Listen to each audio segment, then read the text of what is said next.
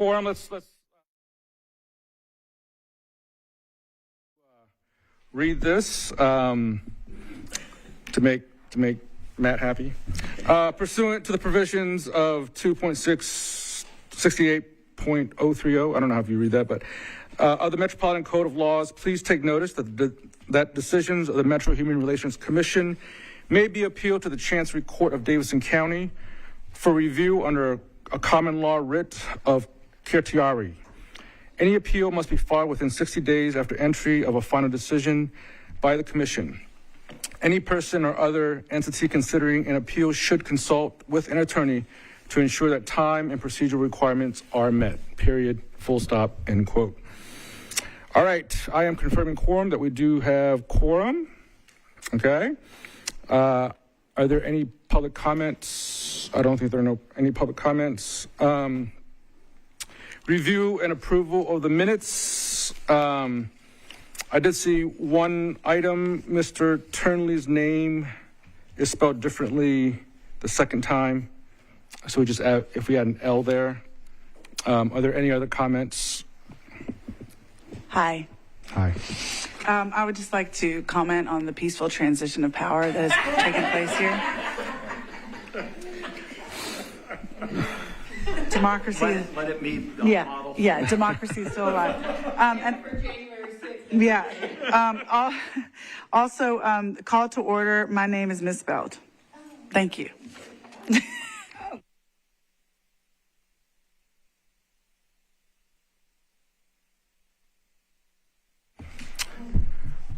Are there any comments, other comments, changes, suggestions? Thank you, former chair. My name is also misspelled, but I'm going to let that go because I wasn't even here. Okay. We should correct it, though. All right. All right. Any other names we want to take care of? Otherwise, can I get a motion to approve the minutes after the changes are made? So I make that motion. So moved. Second. Okay. Second. We have a second. All those in favor of approving the minutes, please raise your hand and keep them up for count. I think that is unanimous. So no no's and no abstentions. Financial update. E.D. Tucker. You have the sheet there in front of you, and there have been no extraordinary expenditures.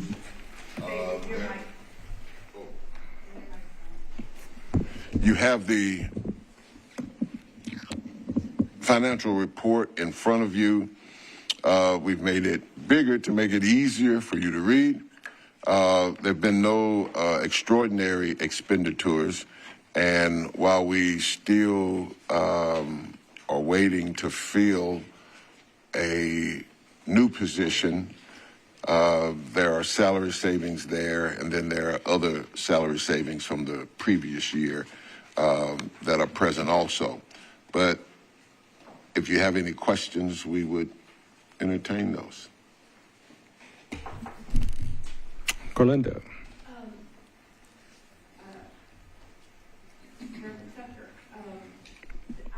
Refresh my memory. I'm sorry I missed the last meeting. Did we get the budget request that we made to Metro? Did we get the full allocation for the coming year? We got, if the full allocation was about $260-something thousand, that's what we got. Okay. Yes. All right. Yes. Thank you. Because that was a moving number at various times. That's why I asked. Yes. It was a roving number, but now, okay, thank you. Yes. Okay. Any other questions about the budget? Yeah. Where is the savings from last year shown? Well, when you... In the salaries? No, this is what Metro Finance generates for us. Departments typically don't put together their own financial reports. So we, in our contact with them, they let us know on this idea of true up what we have, so that when we spend currently, we get to spend down on that. Okay. Like and I'll talk more. Well, I won't necessarily talk about this around the 60th anniversary, but most of what we think we may spend on the 60th comes from salary savings from the previous fiscal year. Another thing that's hard about this is that we never see a total.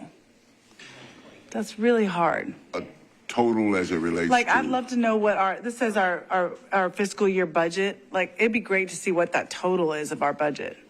And then right here. Okay, I'll... If you can ask them. Well, yes, we can get that exact Okay. number and give you that. That'd be great. Thank Yes. you.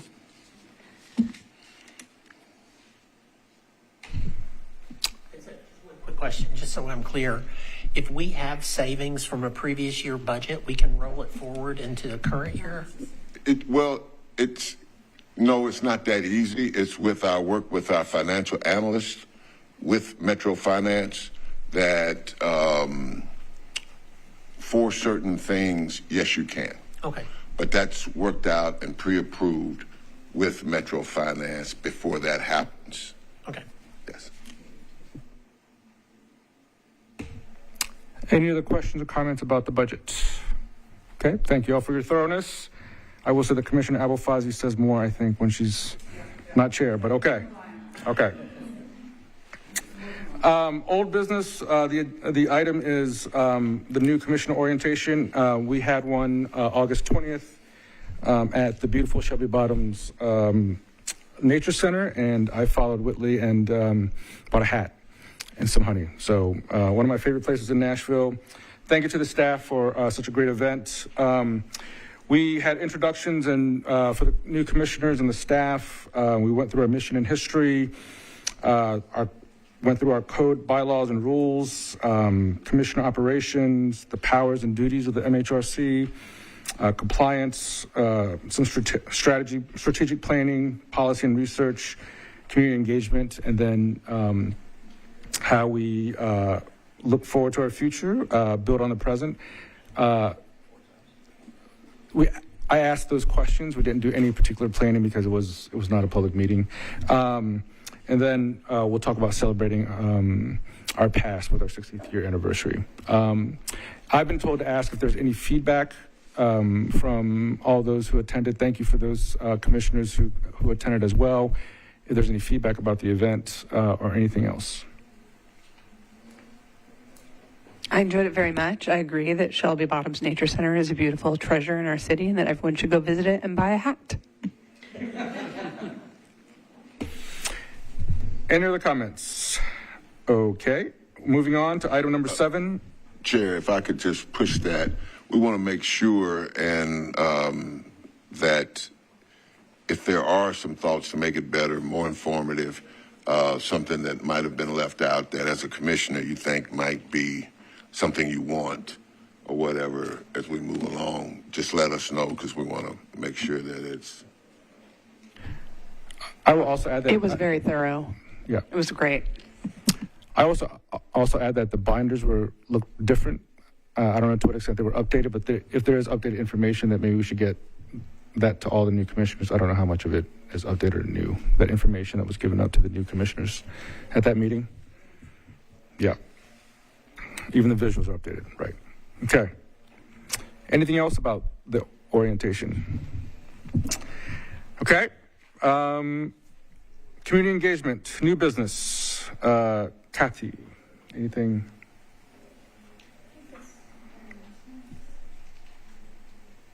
No. This is a different agenda. Okay. I have a previous draft. Okay, I'll follow the new one.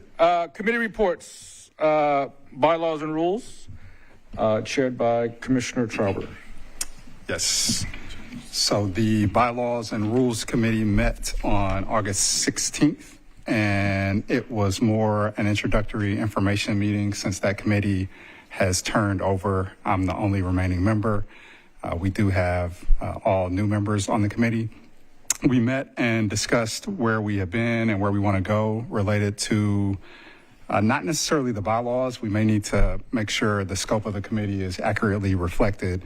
We are looking at the bylaws, but I'd say we are more taking up matters of amendment, revision, in the rules and procedures. And most of that is directly a result of what we experienced going through the Arts Commission matter and some things that we saw that may need to be improved upon in those rules and procedures.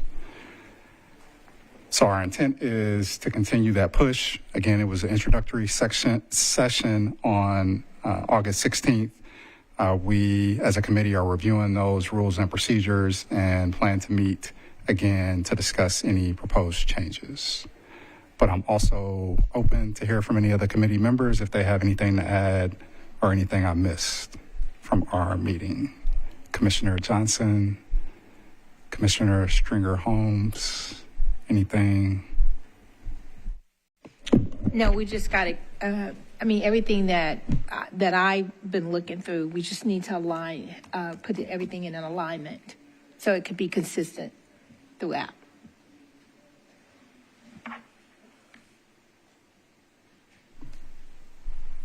Yeah, I think that, to your point, we were sort of given the history and the background for why work was needed, that you all had begun sort of those discussions before, but really needed to now dive into the work. And as I've said myself to a couple folks coming out of that meeting as well, I think given, to your point, given what we've gone through, what the commission has navigated over the last year,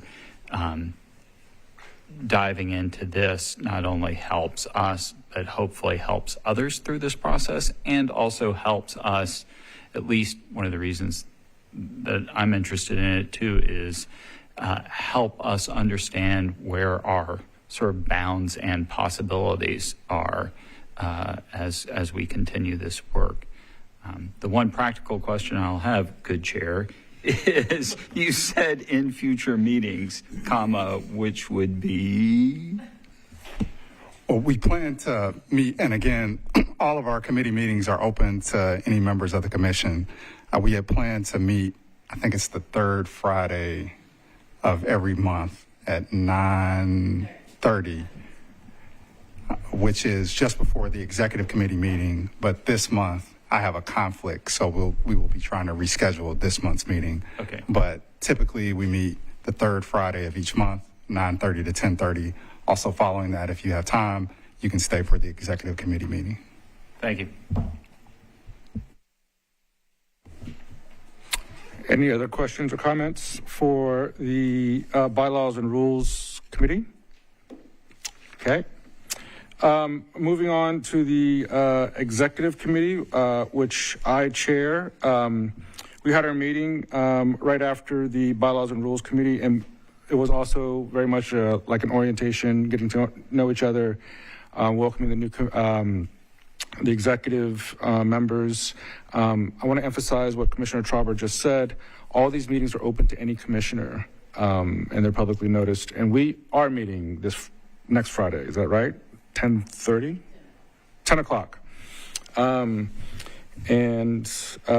we post the agenda and so forth. And basically, we talked about our direction and where we were going, and how we have to kind of rethink our priorities a bit, because we made buckets previously, but with the Metro Arts investigation and with new commissioners, we'd like to align the commission's work, the executive committee's work, with those of all commissioners, and pressing issues as we move forward.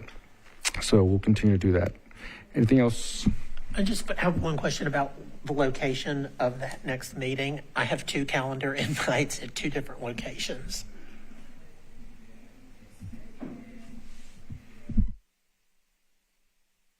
Okay, thank you.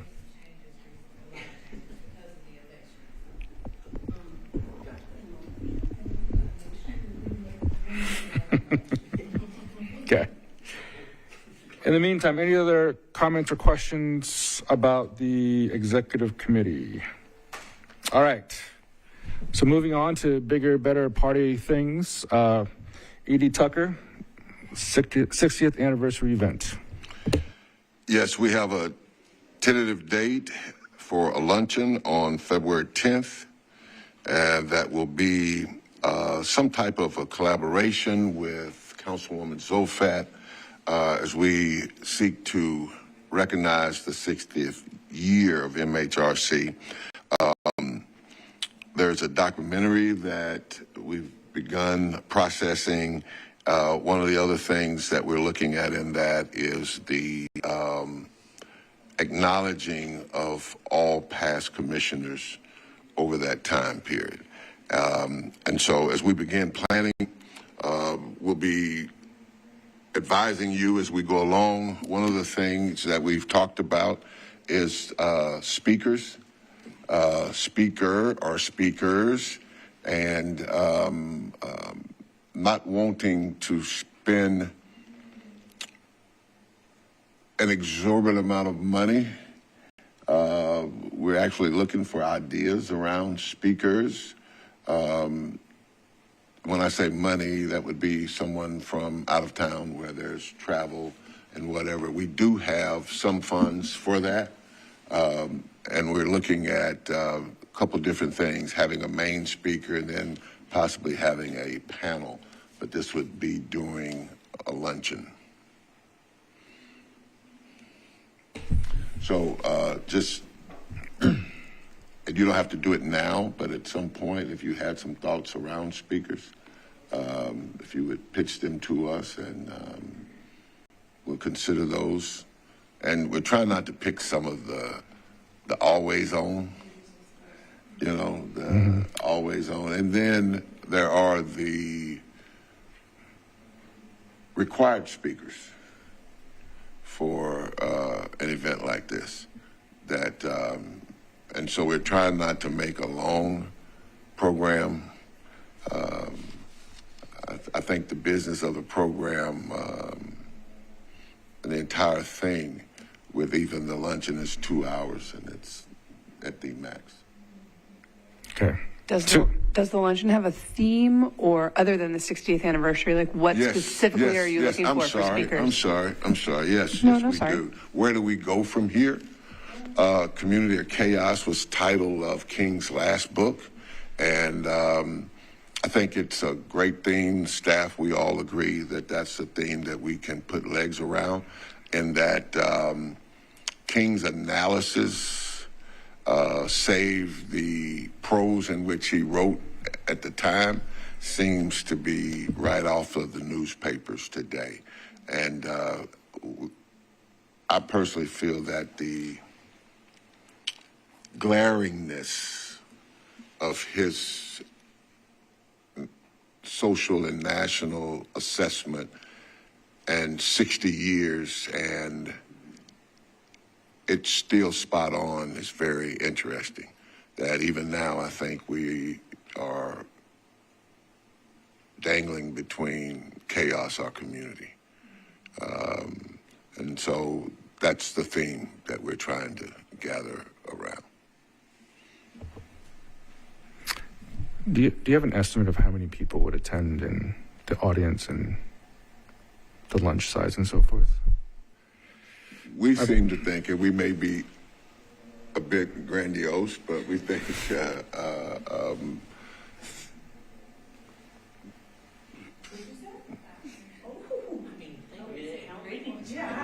What's the answer? she said 5. Five? Microphone that. The audience will not know the answer. You know, and again, not to get too deep into it, but, you know, just the whole history of the requirement of the law that you have a body like this that was often filled with the spouses of elected officials that really initially just gave a tacit statement to the government that, yeah, we'll comply. And just over time, how some human relation or race relation type of entities formed by governmental entities, their powers have waned over time. Some have actually picked up some. That the history in and of itself is interesting, because there's this idea that governments operate from compliance.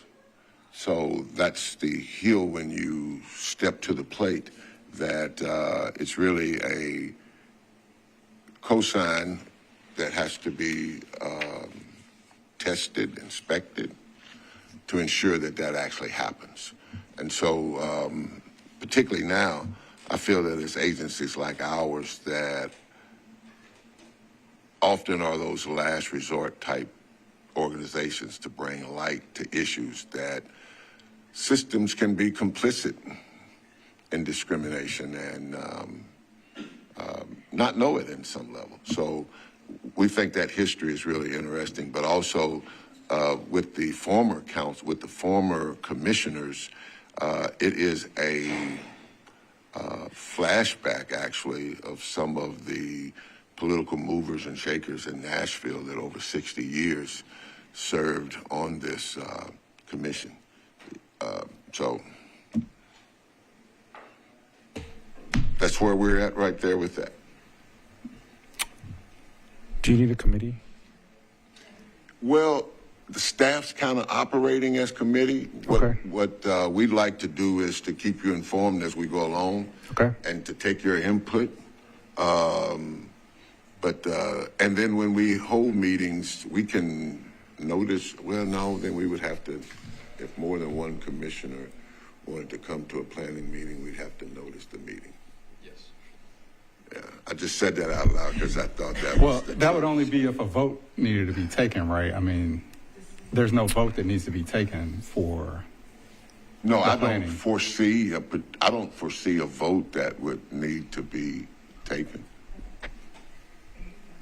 Matt, you want to say something? Well, if you're going to be deliberating board business or deliberating towards something that the MHRC is doing, then you would need to notice it as a public meeting. It's just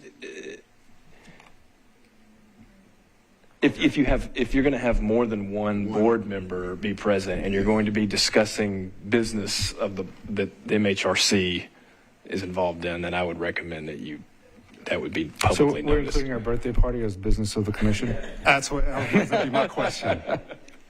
It doesn't, because we don't need to vote on having the celebration, right? And there would be no vote on what is a part of the event. So I'm struggling to see. Well, under the Open Meetings Act, you can't vote, you can't make a decision, but you can't deliberate about board business either without it being noticed. So, But it wouldn't be the commission taking any action on anything because the commission staff is giving the event. We're not voting on the event. Even if we offered a comment on an event, that wouldn't need a vote of the commission either.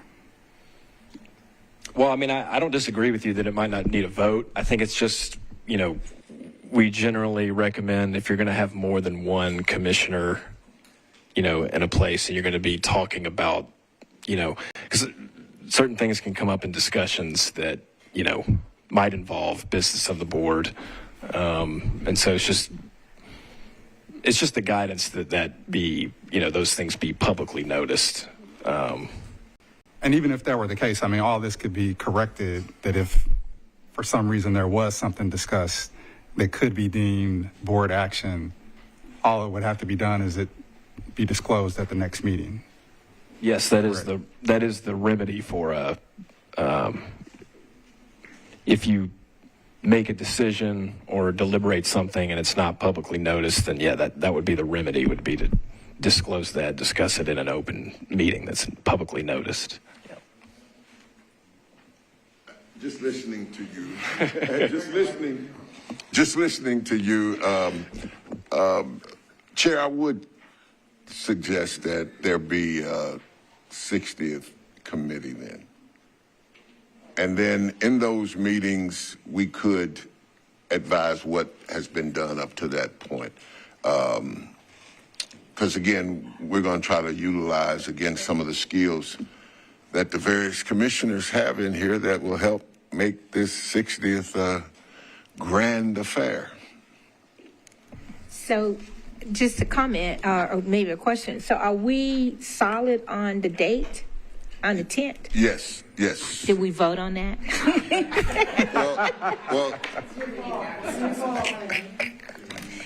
Well, no, staff made that decision. Okay. And staff made that decision, and if it's a date that the commission finds to be unsuitable, then you have two choices. Tell us to go back and get another date, or you all determine what the date is, and then we'll tell you what's available in spaces and cost and all of those things. I was just saying I was thinking out to myself if I wanted to get, Kendrick Lamar or someone like that to come. He's at the Super Bowl. So. Is that the Super Bowl day there? It's the Day after, yeah, okay. So you're suggesting a committee now? Just a suggestion, Chair. Sounds like an ad hoc committee. It does sound like an ad hoc committee. I'm anti-committee in general as an academic, but On your first day as chair. well, are there volunteers for the? I'd like to form an ad hoc committee Someone needs to kick for the 60th anniversary for the party. Well, I tell you what, Chair, if you and I if you'd like to talk about it a little bit more before. Let's do that. Let's do that, and fine, we'll too. send out notice and ask Okay. and work out the details. Because I do think that if we, for example, do have Kendrick Lamar come and we vote on it, that's a deliberation that encounters finances and public money, tax dollars. So there's that. Kendrick Lamar, I'm assuming, is beyond our budget, but he's a good example. We never know; he might do it for a good price. But we will deliver. Any other? Gerlin, are you raising your hand or? I certainly am not. Okay.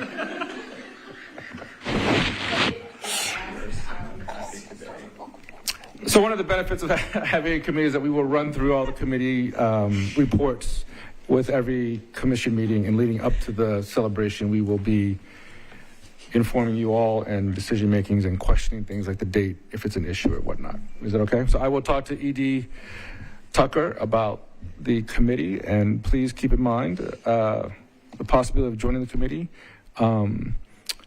especially if you'd like to throw a party. Because I do think that it is a celebration of all the commissioners in the past. Yeah. If you look at the list, and I think that we should be very proud of the previous commissioners, it's a who's who of Nashville that we are all a part of. So I think celebrating that and looking forward and reflecting the challenges of our current society would be spectacular. So, okay. I would be willing to help with that. Okay. I love a good party. Look at that. We've already got volunteers. I will keep that. Okay. We're taking it. Right. We're ready to go. Okay. Well, we have those names, Crystal. Okay. And we will reach out to more folks. Thank you for your willingness.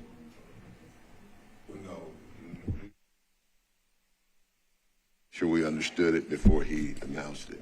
Can I ask just one quick question? Have you all secured a location for this?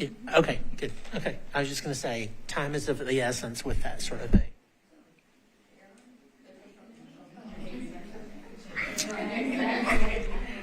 All right. We're moving on.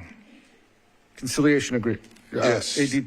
This was the main part of this meeting for us in preparation, was to go through this agreement, take your questions. We're in the final phases, I guess, may be accurate, because there's some long-term issues that have policy implications that we're trying to close up now. So I'm going to turn it over to Ashley. She's going to guide us, and if I need to say something as we go along. The big part of the meeting. So you have printed copies, the full agreement, our conciliation agreement and voluntary compliance agreement. We've also posted this on the MHRC website, so it is available to members of the public if we have anybody viewing this who want to follow along. I've also created some slides that don't say anything that is not in your packet here, so the slides are really just for the purpose of anybody who might be following along.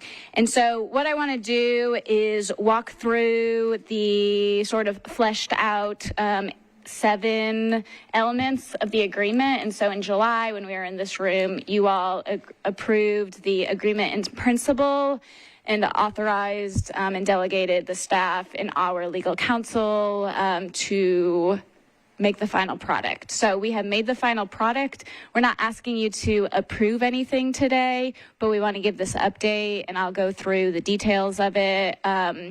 And as Davey said, this is what I would say is the final phase, but that doesn't mean it's like the finish line yet. And so a lot of what's in the agreement does commit MHRC, primarily our staff, and primarily me, to continue to work on this and some of the outgrowths that have come from this. And so I have a few slides here. So the first several pages are just kind of the legalese of what goes into writing an agreement. And when we get to page 5, that is when we begin to get into the meat of relief in the public interest. And so the first point in there is that respondents are our Metro Arts Commission and our Metro Legal Department. Respondents agree to pay eligible micro and small organizations and individual artists the amounts that have been agreed by all parties.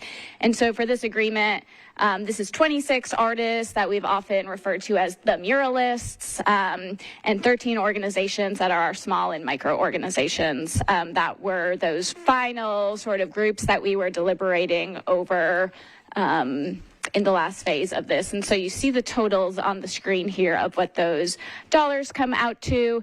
And when we add these awards, these supplemental grant dollars to the announcement that was made in March, so that was when the first sort of group of Thrive applicants and organizations were announced that they would be receiving their funding. When we add these August totals in, it comes out to $2,278,652.20. And I'm going to clap for us here. I think this is one of the main things here.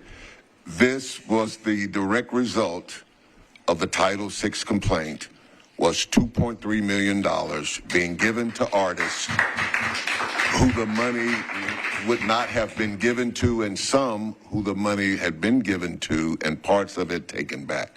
That's the win. That is the win. And hopefully, maybe your lead up. I know, I didn't. That should have elicited. Yes. That should have elicited. Yeah, so some of the coverage of our July meeting, like in the media coverage and some of the talking points had said $565,000. That's the total of those top $2 amounts there. But that does not include the authorization that came in March. Again, many of us were in our executive committee meeting. We remember when that letter came out, and we celebrated a little bit right then. And then we realized, hold on, this doesn't include everyone. This doesn't include muralists. This doesn't include our micro organizations. And so we've got a little bit more work to do. And so in this conciliation agreement, it was these top 2 numbers because that was what we further negotiated. But again, we add them together because the first would not have happened without this work as well. And so that is how we come to our $2.3 million, if I round up, $2.3 million. So that is the financial make-whole payments that are the result of this. And so, of course, you all know that this was really our non-negotiable as we were going through this process, is these make-whole payments to people who we would say rightfully expected this funding a year ago. And then the rest of the points in this agreement are additional procedures that we were able to negotiate for what we do moving forward. So the second point here is about extending the spending and reporting requirements. Essentially, people got their money so late, so they couldn't be held to the same deadlines that were in the applications when they applied, right? Pretty straightforward, but sort of the details that we had to think about to make sure that we made this money usable for people, right? If they had to use it in the current month, then that kind of, is impossible or hard to do. So those deadlines for these folks who are just beginning to receive their funding is the end of this current fiscal year. That's June 30th, 2025.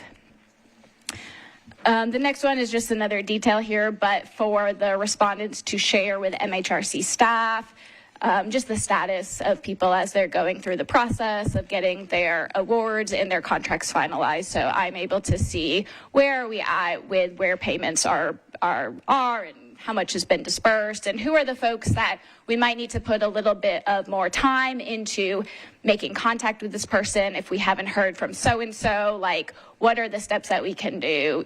Have we exhausted all of our efforts to make contact with folks? So this part is ongoing still, and we are still making sure that we reach everybody who is eligible for this funding.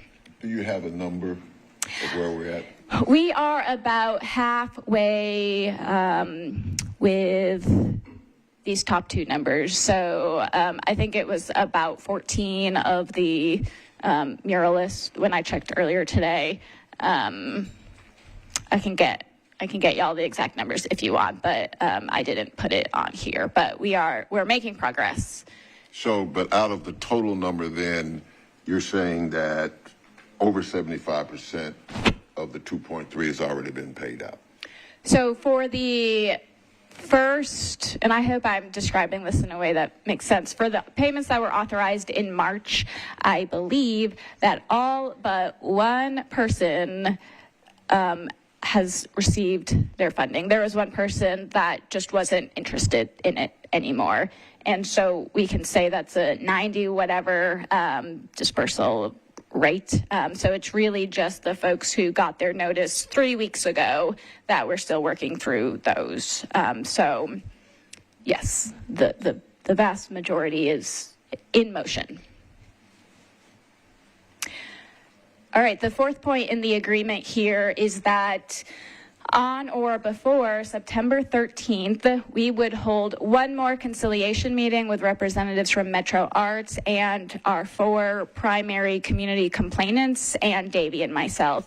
And so the purpose of this was that we felt, and the complainants also felt, that there were lots of things that we didn't get to discuss during the conciliation process because a lot of that time was focused on these negotiations over those payments that I just spoke about and described, and we really didn't get to talk about the past policies that were implemented at Metro Arts, and we know that's very important due to the turnover that has happened in staff and commissioners and just a lot of folks who are in these positions and making these decisions right now. We're not part of the cycle of grants that happened last year, and we know, of course, things are iterative and there's likely going to be process changes every year, but we felt it was important for us to be able to share all of this knowledge that we have. I often say, my brain is 90% Metro Arts, and we want to make sure that the folks who need this information have this information. And so Arts representatives agreed to an additional conciliation meeting. We had that on August the 29th, and we went over time. There was still good discussion. This included our 4 complainants as well.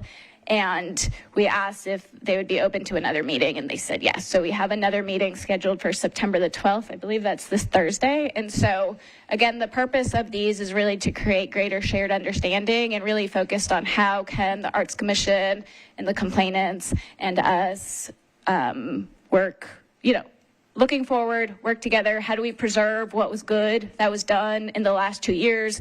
How do we change what needs to be changed? How can we continue to make a better situation than what happened. So we're encouraged that we have completed this and there's agreement to continue this.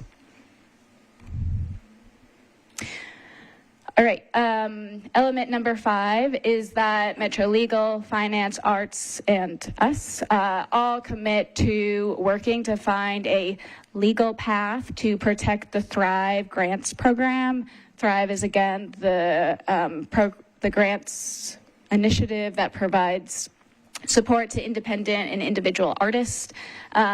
This is what has come up with this is what has come to light, that it might not, or it has not been operating in a way that is compliant with procurement and Metro Code and Tennessee state law. And so the intent is not to change the Thrive program, but what is required is the mechanism through which it is administered. So as what we are essentially trying to do is figure out, like, how do those checks continue to be cut, right? How do we continue to run this program in the same way, with the same intent and the same goals, but to do it in a way that complies with what we must comply with as the Metro government. So the way that we are doing this is we've established a working group with representatives from those 4 parties that I just named, as well as an artist representative. And we have had 3 meetings. Those dates are on the screen here, the 19th, the 28th, and just the 5th. I am representing MHRC in this working group, and we are meeting, as the agreement says, every 14 days unless we decide that we need more or fewer meetings. And there's some deadlines in this by which we are required for me to give you all updates, as the dates say in the agreement, and for us to present a plan to the Arts Commission, which is ultimately the body that will have to say, yes, we vote yes or no on what you are bringing us. So it is their program that they are running, that they're authorized to run, but this working group is putting together some options for what that can look like. And like I said, we've had 3 meetings. It's a great group. I'm finding it really productive and an enjoyable experience. And so I feel comfortable that everybody in here is very committed to finding solutions and a path forward. And just for clarity, these are the direct payments to individuals that have been going on since 2014. And so, again, I appreciate the work that everybody's doing with the intent of continuing to be able to provide direct payments to artists. And not being an artist, they helped me understand how important that was. And since it's been a practice, I'm excited about the potential of what they're even talking about now.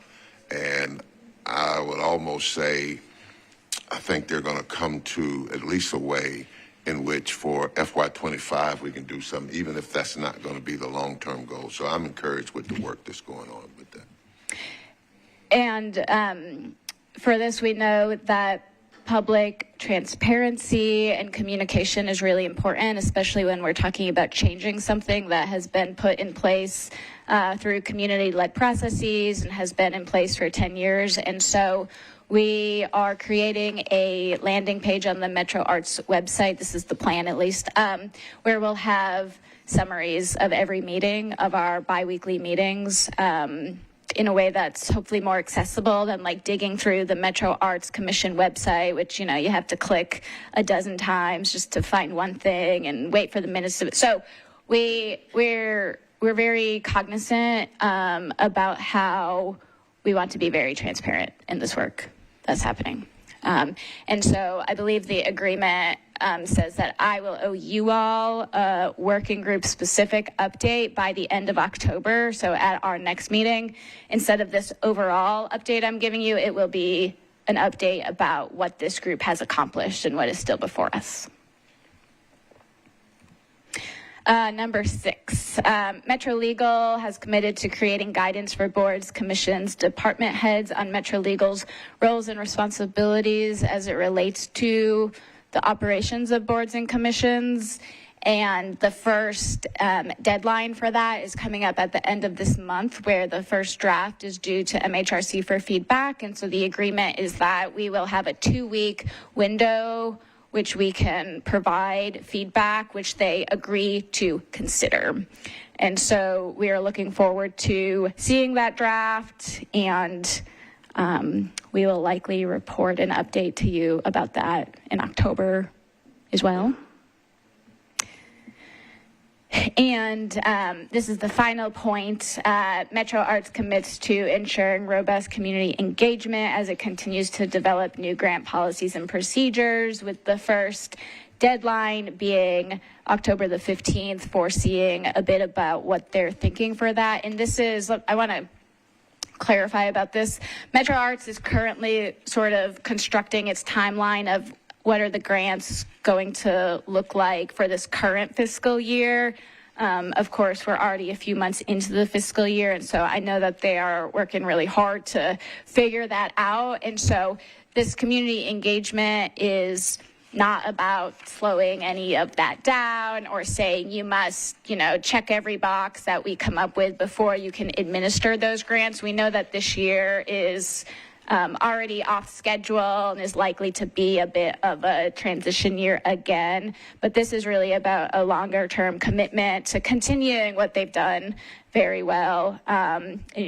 One stat that we've shared with y'all before is like last year when they revamped their application, they had a 600% increase in the number of applications. And that is, you don't get that without really genuine and robust community engagement, right? So this is about wanting to ensure that as they figure out what's going to work for them long term, that they continue to that community engagement. Okay. I think I've just got 2 slides left, and this is not in your agreement, but I wanted to just sort of tell you a question that some of you have asked me and that other folks asked me as well. And it's really like, well, what's happening right now with the grants? And so where we are, where the Arts Commission, not us, but where the Arts Commission is right now is that in the most recent Metro budget, the bill number is listed here on the screen. They were allocated $3.2 million for grants, and you see the specification that was included in the budget ordinance there. The part that I underlined is that included in the budget, so required by law, is that the approval by the Metro Council of the criteria for the Metro Arts Commission be approved, that they must do that before they award these funds. And I want to point this out because this was one of the recommendations in our report, because through our investigation, we realized that this was supposed to be happening annually, but had not been done for 22 years. And so this oversight. Well, that's not the right word, but, and I don't, I'm just stating a fact. So I just wanted to point this out because we do believe that this is a way to just make this process more transparent every year.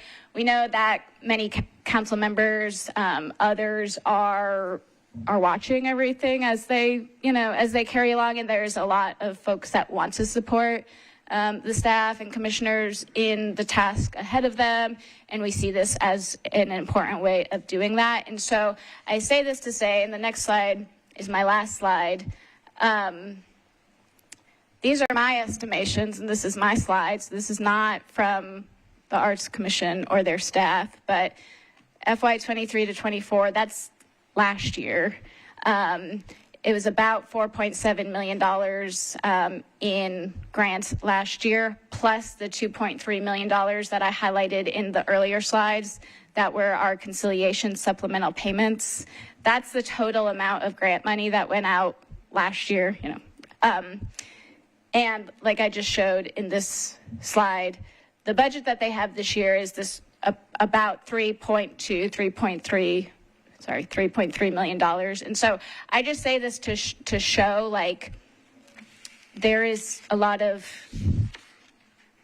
anxiety, I think, and stress about the decisions that the commission has to make moving forward about grants. And it is another reality of, we all know it was a flat budget year is what we've been saying in Metro a lot, right? So there's not an increased grants budget. So there are going to be difficult decisions in front of the commission again. And we've made it clear that we are here to support whatever information people need for those difficult decisions. We've made all of the data and everything that we have about processes and what's happened and sort of the rationale behind the direction that some of the changes were going.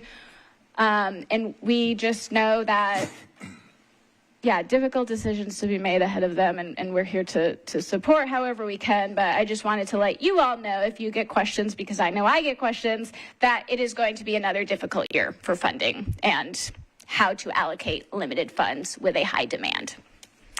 Davey, this is my last slide, so I'm gonna end it there. Questions? And let me say this before we take questions. We all knew what a conciliation would take. There are still major unresolved issues that can, and I believe should be answered, but not in this setting. That this agreement here did not answer the major attestments that we make of the way we saw this. Those are still concerning to us. That's why we're going to continue to not only watch this process, but other processes where those issues come up that did not get resolved. We felt going in that the complainants were our main advocates, and so to make them whole here is a win. But I think systemically there are still issues that are unresolved, and so while we applaud this, we're happy with this. This is a win. This is a win. That there are some practical issues that I know that. Even some of you commissioners that worked on this still have great concerns, and we do too. And everything working up to this point to get here, I must say, has been easier than I thought it would be. Even the ongoing things that would help create policy change that will hopefully not allow a situation like that to continue. So even in her last slide, this is going to be an interesting year. Last year, to get out of all of this, that's like $7 million. So starting with a pie of 3.2, you know, the elephant in the room is, how will that get split? And based on how that gets split will undoubtedly create space for conversation, of which we're still watching. I know that there's at least a couple of commissioners that will be watching, even if we're not, and that we would get a phone call about. And so, as Ashley said, we've been meeting with them. They've been extending themselves to us. And we know that when it gets down to that allocation of this, much less money, it comes down to who's going to get it, how much are they going to get, and what does that look like? And that's Metro Arts Authority to do. But as it relates to Title VI, the fair, equitable access to governmental resources for everybody is where we're sticking at. And we have no problem of raising our heads again about the questions here that are unresolved that I believe led to the past historical practices. So I just wanted to say that before you start asking questions, because it took me of knowing going in what we're going to give up. And we had some non-negotiables, they had some, and that's what it took to get us here. And I think for the complainants and the affected, this will be, for me, some of the work I will remember being a part of after I'm gone. Even as we've looked back through the history of MHRC, I can't find anything like this anywhere that took this staff, this under-resourced, smaller staff, showing up to do what we think is right. I will forever be grateful to have been involved in this process that resulted in what we got, acknowledging all that was left on the table also.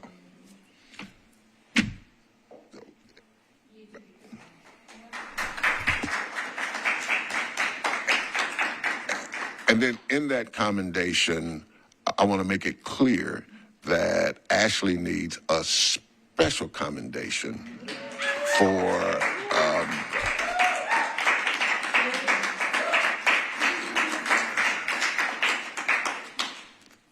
leading us and guiding us to get to this place.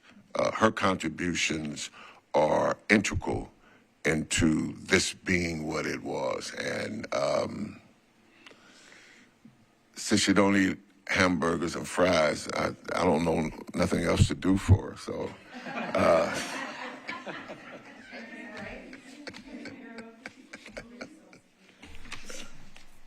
Chair. Well, I want to add my gratitude to Ashley and the staff, but Ashley in particular, because she continues to go to meetings. I mean, I appreciate that you use the present tense because this is not over. And Ashley continues to go to Metro Arts Commission's meetings and working with the committee and so forth. And so really do appreciate all the work that you've done. So thank you again. We started today at 8:30 at an arts-related meeting. Yeah. So thank you.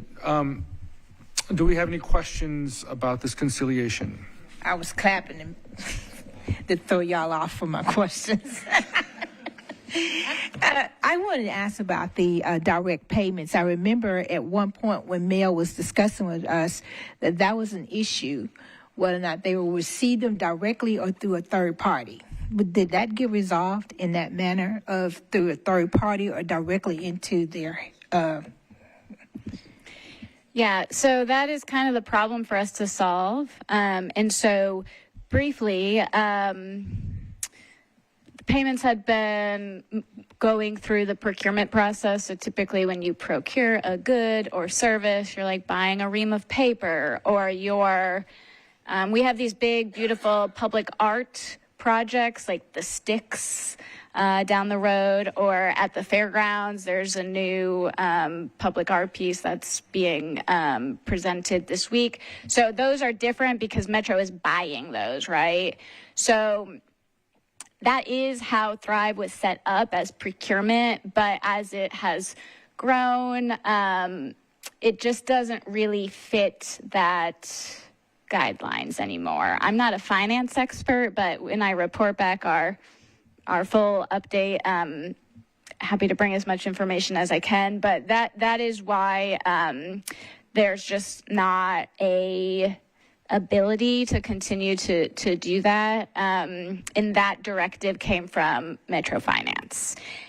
And I didn't know if you're pushing your finger there. Well, and I'll just say, the Metro Code specifically says the Arts Commission disperses funds to nonprofit organizations. That's what the code says, and that's how it's being interpreted about why those are the only allowable recipients to receive those funds is nonprofit organizations. I'm not a lawyer, but that's what all the lawyers say. And so the charge that this group has is to figure something out so that individuals can continue to get payments. So there are a couple ideas that are preliminary, and they have been mentioned at Arts Commission meetings, so I feel comfortable mentioning them here. And as I said, we want to be very transparent with this. One idea is for say I'm an applicant, for me to go find a nonprofit of my choice to fiscally sponsor me, where they would get the check and then they would give me the money. Or another preliminary option is for just Metro Arts to identify one fiscal agent. Say it's the Good Foundation is the name that gets picked. The Good Foundation will get the 1 million or whatever the hypothetical amount is, and they'll just cut checks or do more if the Arts Commission asks them to do more. And so really the difference there is it could be one fiscal agent that disperses all the funds, or it could be 75 different fiscal agents if it's 75 different people going and finding their own. Those are just preliminary ideas. If anybody feels like you have an idea, I would love to hear those ideas since I am representing you all in this work. But there's lots of operational questions to work out, pros and cons to discuss of both of those approaches. And I will say in the agreement, it also says that going to try to change legislation is something that this group could consider. And so in our first meeting, we kind of talked about our scope of work where we need a solution right now because there's applications that are pending, people who are waiting to know whether yes or no, I'm getting funded. So we need something that will work this year. But is there something that we want to try to keep it fully within Metro Arts? So that might, those are the kind of the things that we're talking through. I don't have a suggestion. I just have a comment that I do not like that first option you presented to put additional burden on artists who are struggling to get this and then have to go find a fiscal agency that would be willing to do that. I don't like that idea at all. And we're also watching that this would not be classified as some would say as an act of privatization. The concern being that if it's, say, $1 million and, someone wants 25% to do that, then there's only $750,000 going to the community. We are watching that. Again, I have great confidence in what I'm hearing from these meetings. I think they're really trying to do, and I think they're going to come up with a viable way that may not be the long term, but I think they are coming up with, and that they are considerate, that they have listened to some of these things in their deliberation now, because that would be, I think, untenable for us, for some nonprofit to cut some large amount that was allocated toward artists that end up toward a facilitation. So yes, we are watching that, and that is a concern. On that, since you mentioned the option of getting an agency, a nonprofit, to sponsor a artist solely for the receiving of the payment, that sounds like a pass-through, and that's frowned upon. So I would think that we would look for other ways to resolve that. On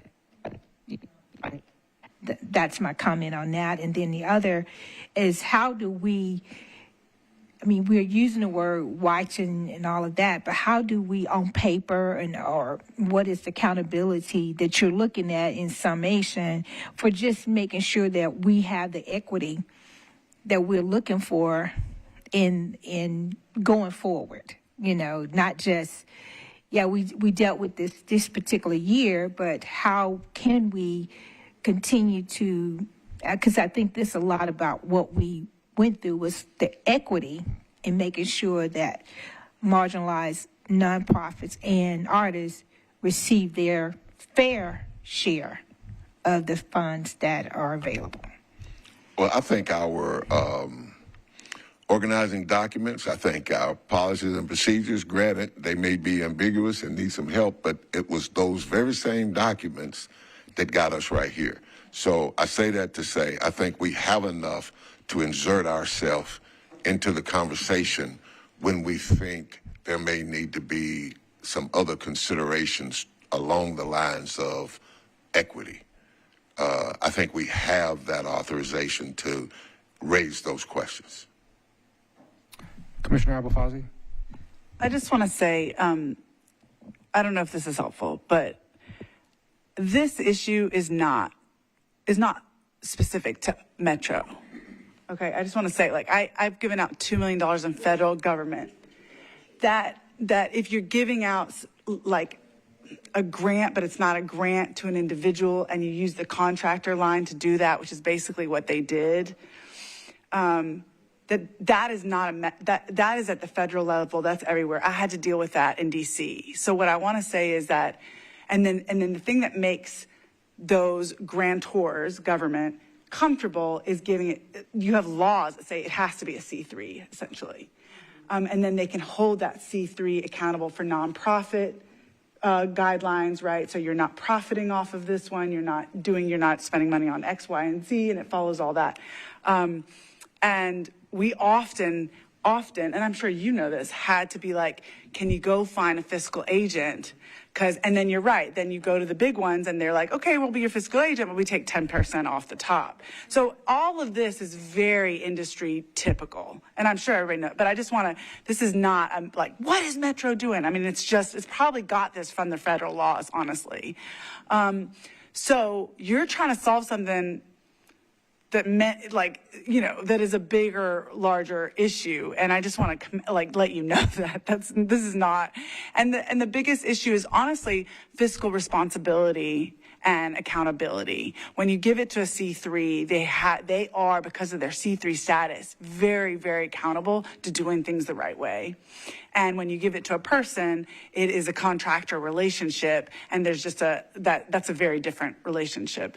And so that's the thing that I just wanted to kind of express. Like, it sounded like the right way to do it, honestly, from my perspective, because it's like, oh, we want to give some individuals, but at this point, with accountability and stuff like that, it doesn't work. So if there's a good foundation that takes nothing off the top and y'all can hold accountable, that might be a good option.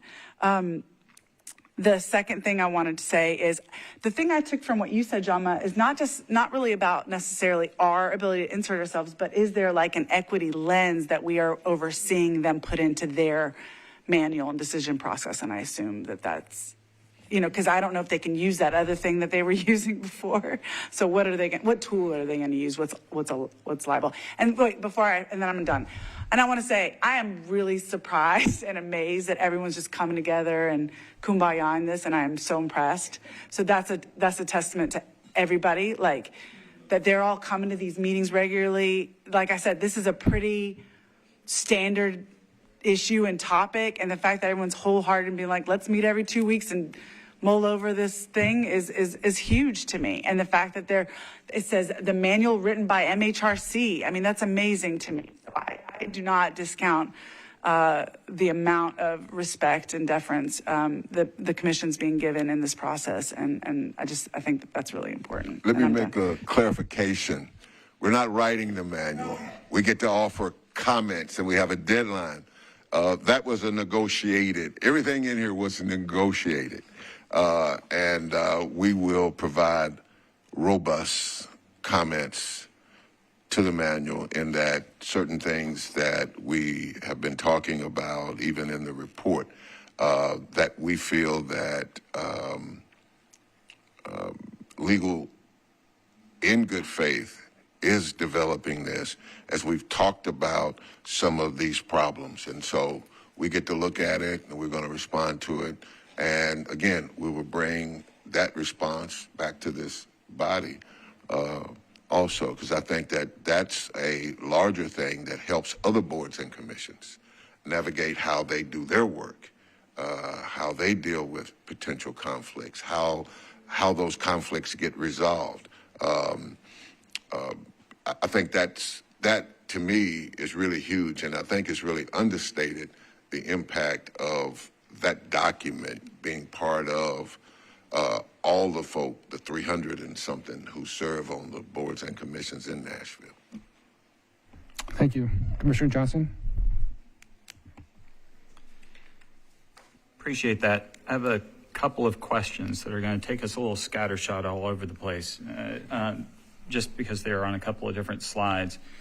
First, since it's already immediately on the table, and just to make more robust something that I think that I heard in part of what you were saying, but I want to be more explicit about, and that is sort of questions about how funds are distributed, regardless of sort of the polity of how that process may have come to pass at the federal level or state level or local level, to ask questions about whether X, Y, or Z, for example, has a gatekeepery quality to it, that is part of the equity conversation, right? And I'm not saying that you're not saying that, but the fact that those processes may have been in place for a while doesn't negate the fact that in the process of those processes coming into being, that inequities may have been baked into them,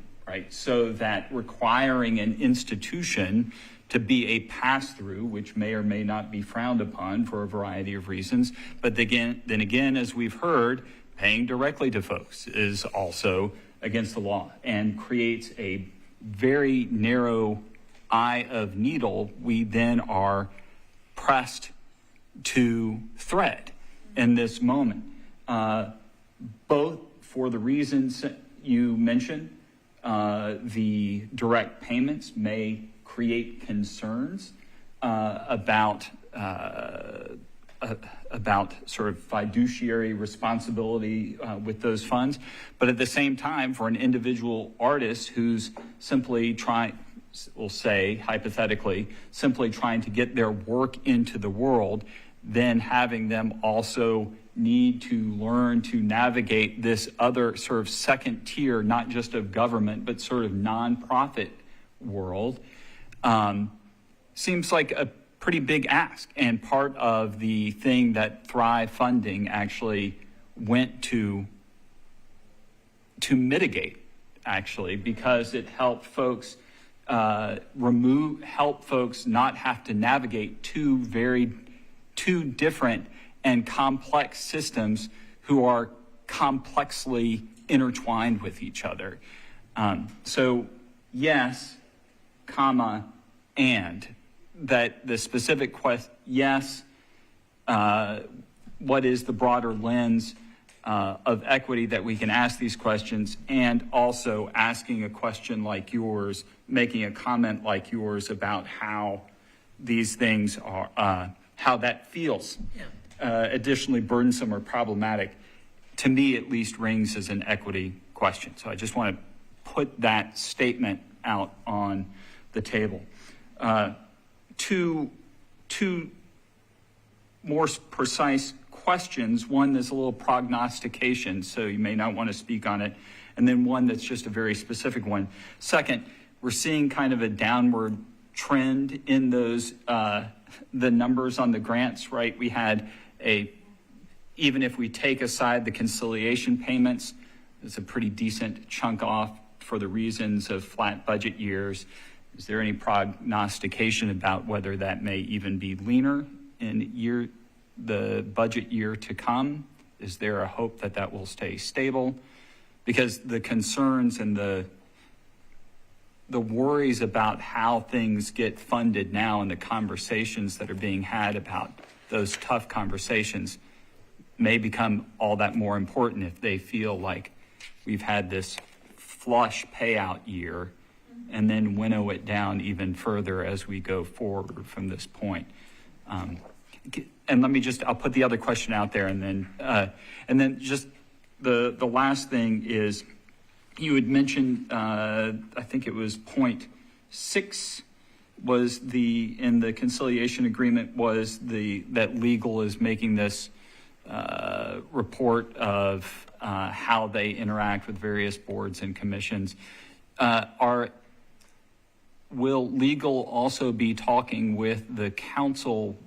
Is it a work group, an ad hoc group that's also looking at how boards and commissions are structured, so that as the council is doing their work on what we are all supposed to kind of be shaped like and doing, that that legal's perspective is also being given to them to consider as they're going about their work.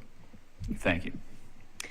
I'll answer, and Davey, if you want to add anything. So your first question, as long as the Arts Commission fulfills these two things on the slide, providing an annual report from last year's funds, which I don't have any reason to believe that will not be accomplished, and approval of the criteria, which I also know they plan to do that. The $3.2 million is committed. It's in the bank. It's just waiting to be transferred. It's in the mayor's bank administrative line. It's waiting to be transferred to the Arts Commission. So that is committed.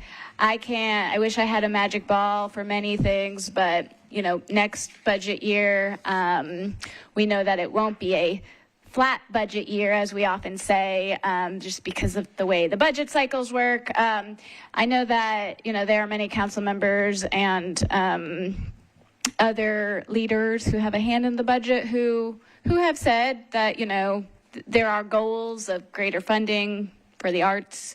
1% is sort of the messaging campaign that a lot of arts advocates have been using the last couple of years.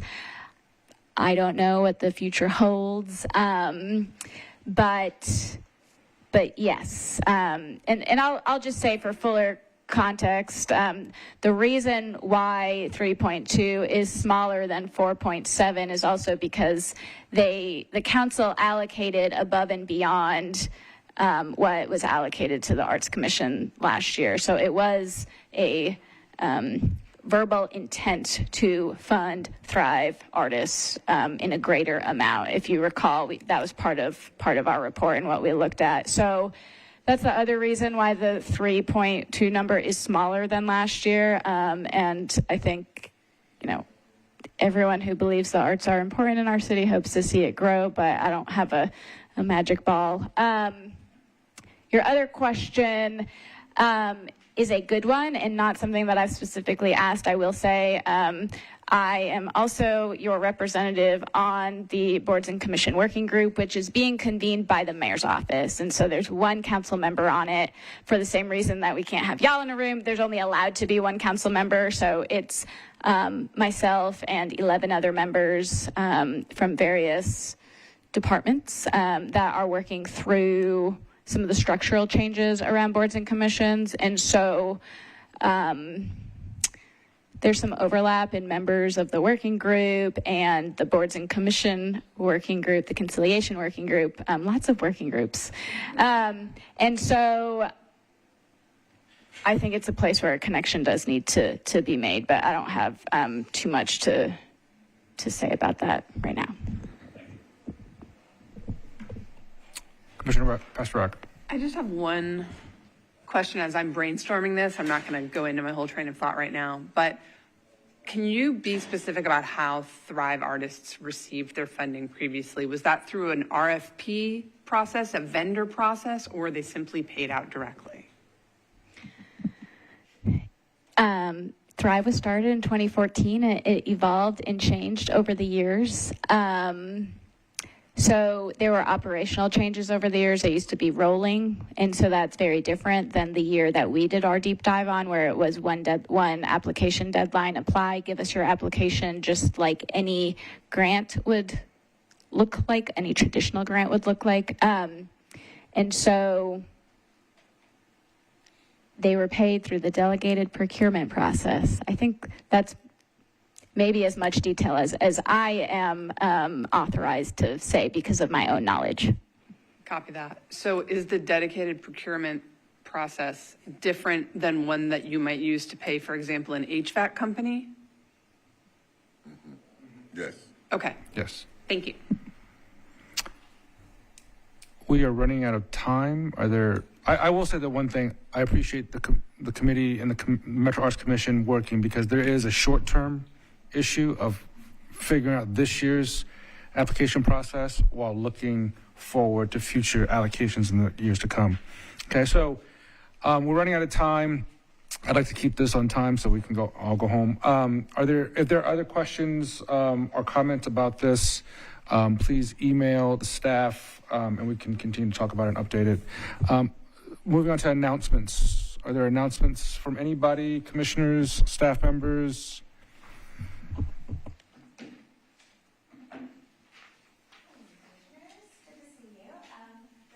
Your microphone.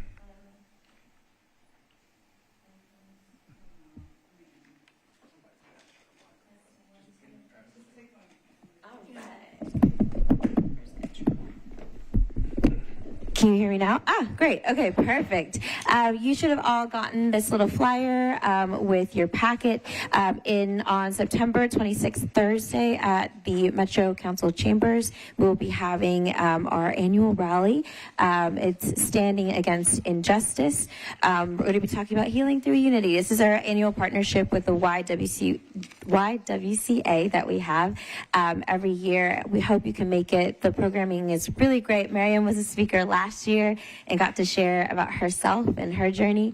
And it is a really good time to kind of just talk through what it means to come together as different community organizations and leaders in the city to unite, not just against hate, but against everything that we're combating in the city. So if you'll join us on that event. And then just a reminder that October 5th is Celebrate Nashville. This incredible festival brings together over 50 countries that are represented right here in Nashville. There's a ton of food, a ton of different stages with cultural events, and it is a really great way to connect to the local community. We will be having, if possible, if we have enough volunteers, we will be having a tent at the Global Village, and so we are looking for commissioners to sign up. It's 2-hour increments, and so we have from 10 to 12, 12 to 2, 2 to 4, and then 4 to 6. Yours truly will be up on the main stage, which is right in front of the Global Village, so you get to see all of the amazing performances. So if you can sign up for a 2-hour shift, that would be great. Any takers? Do I have any takers? So sorry, can you repeat that date? October 5th, Saturday, October 5th, first weekend of October. And again, the shifts are 10 to 12, 12 to 2, 2 to 4, and then 4 to 6. So 2-hour increments. Just come stand at the MHRC tent and let people know who you are, what we do. The goal really is to let people know that 1, we exist, 2, that there's a complaint process, and 3, that there's education that they can readily access in lots of languages. We actually have our own promotional flyers translated in Arabic and Spanish. So it's a really great time if you can come join us. And then you will be receiving a newsletter at some point, and that'll talk about some of the other community events that we have happening around. Currently, I'm working with the DA's office. The Conviction Review Unit has really emphasized wanting to include other languages, other communities that speak other languages. And so they've partnered with us to do a Spanish-speaking tour where we talk about the Conviction Review Unit and the application to be able to overturn cases that may have new evidence where innocent people might be in jail or where they might have been charged with something. So it's been a really great time to work with Sonny Eaton.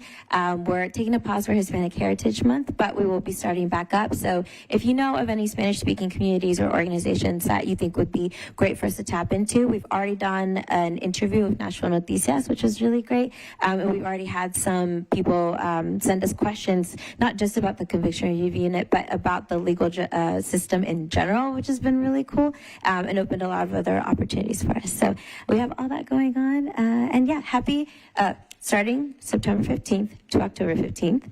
Happy Hispanic Heritage Month. We hope that you'll attend the events throughout the city. Conexión America has their Latin party on September 13th. And then Turk has their international market on September 21st. I'll make sure Crystal has all those links in the email for you if you would like to attend. Obviously, Celebration of Cultures. And then we'll let you know of any other events that come up. But thank you. Thank you, Kathy. Deaconess Burton. Just one more announcement. The African American Street Festival is also the weekend of the 21st at Hadley Park in North Nashville. So we just need to be moving around and celebrating cultures. So. Thank you all for those great announcements. This commission is what we make of it and how much effort we put into it, so I appreciate everyone's work and willingness to do so. If I can get a motion to adjourn our today's meeting, we can get out of here. Second? Second. Those who vote to adjourn the meeting, please say yay. Aye. Aye. Meeting adjourned. Thank you.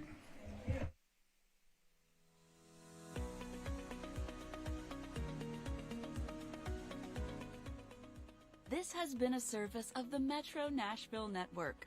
If you would like to see this presentation again, or for more information on this and other programs, visit nashville.gov.